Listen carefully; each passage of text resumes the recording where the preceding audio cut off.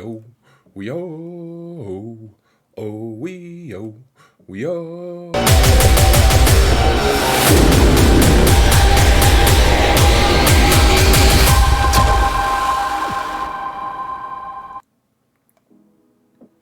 Hello everyone, and welcome to another episode of Zareth Prevails. We're going to talk about Seventh Sister. We just got her new kit released, and doesn't she just remind you a little bit of one of the witches in Wizard of Oz? It seems like it. She's terrifying, actually.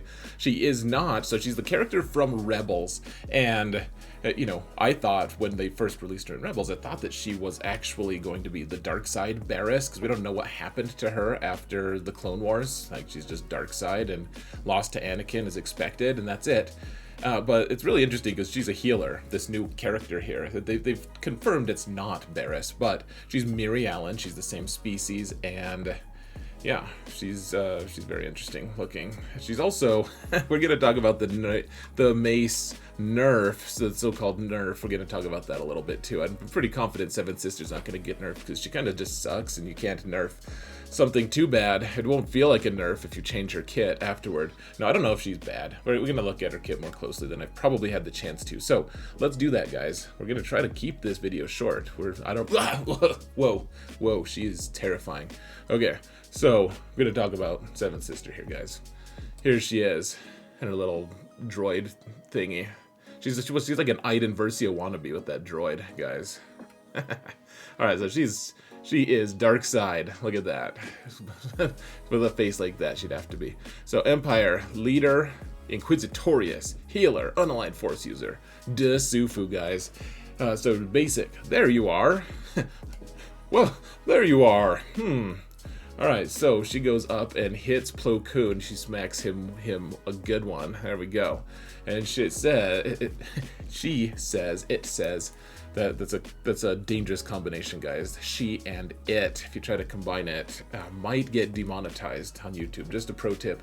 But deal physical damage to target enemy. Inflict offense down for 2 turns. Offense down is actually nice on base. It's okay on basic. And 1 stack of Purge. So Purge is the one that's like really going to be hard to wrap our mind around once we finally get a character, like a full team. These debuffs can't be resisted if enemy is Jedi, deal more damage. If they have stacks of Purge, we're just not going to notice it. She's a healer, though, so, like, especially, she's, like, her basic, cool, she'll probably get called to assist. Look at her, look at how she looks elsewhere. She's like, you, go over there, and she looks elsewhere. ID 9, Electroshock Prod. So it's a special. Dispel all buffs and remove 60% turn meter. And so takes all the turn meter away from people, especially if they're Jedi. Does more stacks of Purge. Look at that. There's more Purge. This inflicts ability block for 1 turn and daze for 2 turns on the 1 target enemy. I don't know. This seems okay. This is just like, no, you can't have that. This is like a good one-on-one ability to kind of like reset them. But on the other hand, I mean, this doesn't seem, without any kind of context, this doesn't seem that great. You can dispel 1 person's buff. Then inflict additional stack of Purge for each buff dispelled. I guess you could, like, if you dispel all the buffs, if they have a ton of buffs, then I guess you get your max stacks of Purge. Which, I mean, Purge, that's the whole mechanic here. So ID 9, enemy intelligence. Consume 1 stack of Purge from each enemy. Target ally recovers, so you can heal someone for 30% health and protection, plus all this stuff. All allies gain critical hit immunity.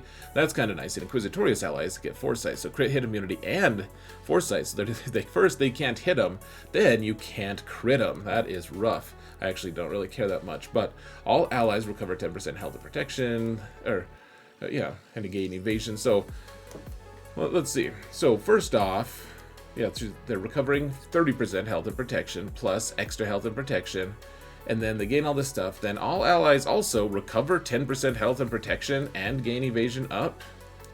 So do they also, as well, gain... Oh, so it's the target ally heals all this stuff, and then everyone gets a mass heal, 10% health and protection, and gain evasion up. I mean, that's an okay ability for GAC. If 10% health is not, or protection is not that much though.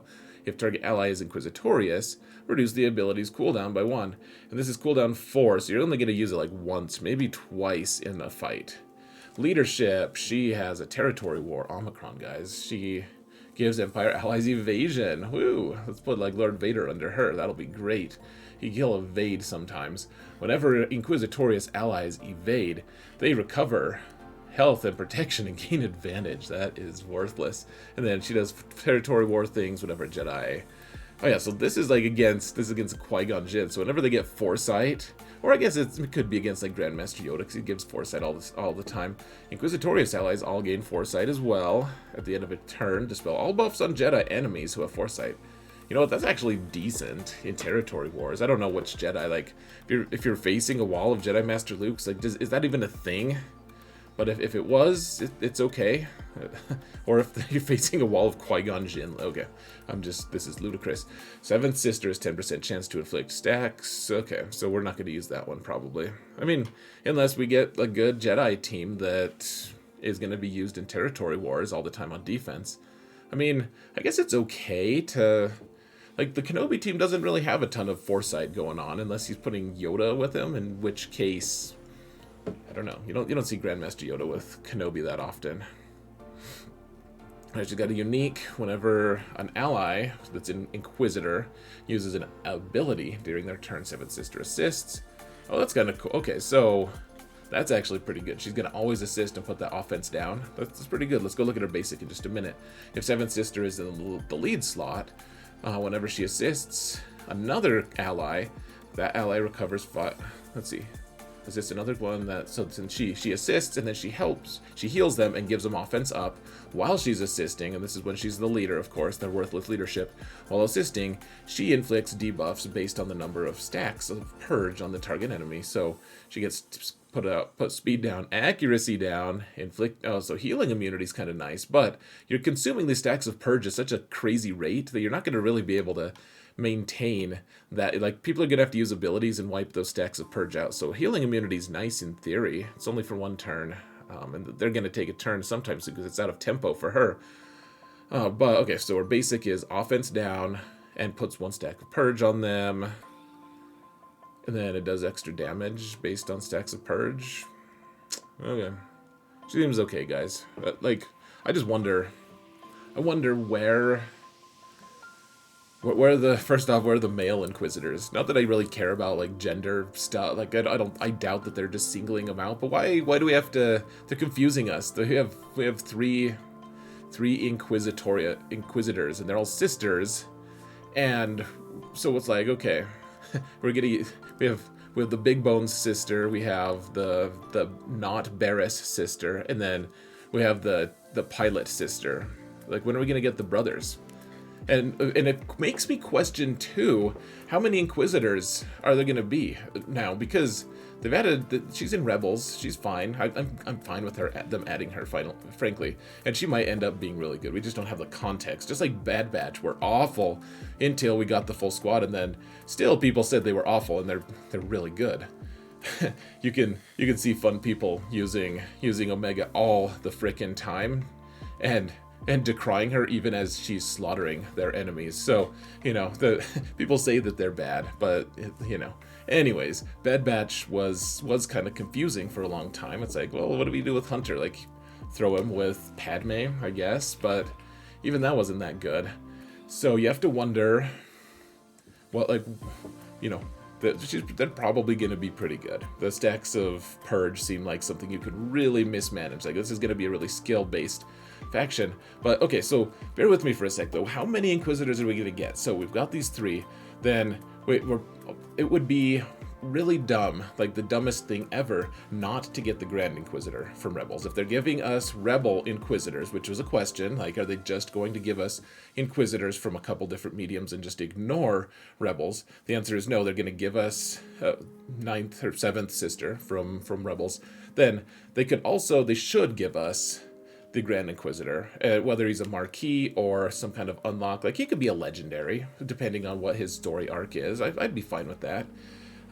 You You also have that new Riva character, who's another female Inquisitor, which is also fine. You also have like Fifth Brother, I think his name is, like with the cool hat, the Embo-like hat. So I mean that's 6. Yeah, are we gonna have Darth Vader be their leader though? Because like his TIE fighter is their leader, or has interactions with them at least. We're probably gonna get, and we need the TIE advance that they fight the rebels with on Malachor, or whatever that planet is, at the end of season 2. So we get another ship that's an Inquisitorious ship, so then we can have like a mini Inquisitorious faction with fleets, which who knows if that's going to be interesting or not. But we have all these different elements, guys, and I don't know. It's just making me think: are we going to get? We're getting all these dark side random Empire characters, and the other question, of course, is she going to be any good with Lord Vader? And I feel like maybe it could, like with the percent healing, I don't know, that could be pretty good. Like recovers 30% health and protection. I mean, seems like she could be pretty decent with him, and then he gains crit hit immunity. Like maybe she's someone we do want to wail on. I mean, I don't know if I probably can't afford it, but that might be okay. She might have some interesting interactions with Vader. I mean, healing him 30% health, it's not nothing. I don't know, guys. Is she gonna? Could we just start taking teams out with like Lord Vader and her? Maybe take Royal Guard. I just don't know. I don't know, guys. All I know is she's super scary in this picture, and we don't know. We don't know anything. So let's talk about Mace here now. All right, so this made me sad, actually, because I really liked the kit as it was. I know that in my video I told everyone that my favorite part of his kit was his basic, because he gained 50% turn meter every time he did a basic, and so you call him to assist, and he is just gonna go as often as Grandmaster Yoda is. He's just gonna he gets more turn meter than Yoda does, and it's less conditional because he's usually gonna be over 50% health when he's with a Jedi team because they heal so much. And so like in territory battles, it was just gonna clean out all of the B1s and B2s instantly because he hits twice, so he's gonna just gain. You're gonna just yo-yo him until all the B1s and B2s are gone. And that seems a little bit broken. It also, it just seemed like he was going to go a whole lot of times, guys. He was with how often Jedi assist. Like you go put him on Jedi Master Luke and you keep yo-yoing him. He's gonna gain 50% turn meter every time you use the base or the leadership ability. Like, and then you have Shatterpoint and you can just hit whoever you want, and you don't have to worry about Luke's unique. It seems pretty good. Like, really good, in fact. That being said, so they're nerfing it to 15, and I don't know, okay, so I don't know if it's a nerf. I don't actually, it's not released yet, right? Like, if they had released it and people got to invest in it, use it, all this stuff, then, yeah, I could see it being a nerf. But it's not. Until they release it, in my opinion, it's up for just, like, you can absolutely, they can nerf, they can change things in a kit for balance reasons. And so, yeah, guys, I don't think this is they're not stealing anything from us. A lot of us already had him relicked because he's an easy character to gear, but then you also need him to unlock Jedi Master Luke. And yeah, like, he's also a capital ship owner, proud owner of a capital ship no one ever uses. But I mean, eventually maybe that ship will get good. You never know. It's just like one really good ship away from actually being usable, right? So, anyways, 15%. This is very disappointing because he's not going to have that yo-yo effect anymore, right? I mean, even in territory battles, it's like he hits once, he hits twice, and he's got 30% turn meter. Like, that's nothing. And I think the biggest complaint I have about this is, like, the biggest head scratcher. It's such a question mark to me, guys. Why did they hit that ability so hard? Like, 50% is so much better than 15%. It's not like from 50% to down to like 30%. They didn't just go half measure. They just said, okay, we're going to give you an element of that, but like the dramatic impact that 50% has versus 15%, they they just took that ability away from him. And that seems like a really extreme change. And it makes me wonder a couple things. Number one, did they just shift Mace and his kit? Like, did they already have that change in mind, but then just didn't tell Heinze? So they're like, hey, let's celebrate this cool new kit. We're not gonna just be a buzzkill on Friday and ruin someone's stream and say like, oh, hate to be a bearer of bad news, but this is actually not nearly as cool as you thought it would be. Or did they go over the weekend and they watch a bunch of random videos and they're like, oh crap, I had no idea this was gonna be this broken in territory battles. I mean, I just don't know. Like, what did they, how did they choose to do this overnight, to just this massive nerf? I mean, it's not, I keep using that word, it's not a nerf, but it's a dramatic change. Overall, I'm still very happy with the kid. He's gonna be good. I'm a little sad, and frankly, I'm glad that they're communicating. I'm glad that they gave Heinze the cool spotlight for a few minutes, and you know, give him a really big stream. That's awesome. That is something I would love to see them do more. I would love to see them do it on my channel. In fact, that would be pretty awesome. But then, you know, and I also love that they're communicating these changes. Like, one thing that I will point out, people are like, man, they're nerfing everything, they're changing everything. I don't, they're barely nerfing things. They had to nerf Qui-Gon because it was, people were starting to do crazy things with him. They're starting to put him with Jedi Master Luke, and like Qui-Gon under Jedi Master Luke was so stupid. But, you know, and it would have been nice if they tested more, blah, blah, blah. You know, I mean, they have issues as well, but, like, then they tell us that they might end up nerfing a counter to Lord Vader, and people, I mean, myself included, really, I'm like, man, really, you're gonna get rid of that counter, like the Supreme Leader Kylo counter with Night Sisters? You're gonna get rid of that? Like, that's one of the few ways we can do it, and they haven't nerfed it yet. At least they're telling us that. It's not just like one day we're planning on using a counter. They're like, oh, here's a new interaction that we're changed with no notice. Like, at least they're communicating it, and they're telling us in advance, hey, we're looking at this. We're not necessarily going to change it. We're just going to look at it and keep an eye on it, and maybe it'll change, or maybe it won't. So, I mean, bravo for the communication. This kind of sucks because I wanted this, but I think overall my takeaway is, it's nice that they're telling us stuff in advance, you know, instead of marching in there with my expectations, and then it's like, oh, wow, that kit was way worse. I mean, you know. And for those of you who are whining that you wouldn't have put all that gear on him if this wasn't a change, like, he's still gonna be good, guys. Like, stop complaining. Like, you were gonna put gear on him regardless. He's gonna be an endgame-ish character. He's gonna be very instrumental to the destruction of your enemies. So, that being said, let me know what you think in the comments, guys. I'm not saying I'm the sole arbiter of truth. I would love to hear what you guys think. Maybe you'll bring, I'm sure of it, actually, that you'll bring more conversation to it. I want to hear what you have to say. So, thank you all so much for watching, and remember that in all things, Zareth prevails. Not that crazy weird face. Alright, goodbye.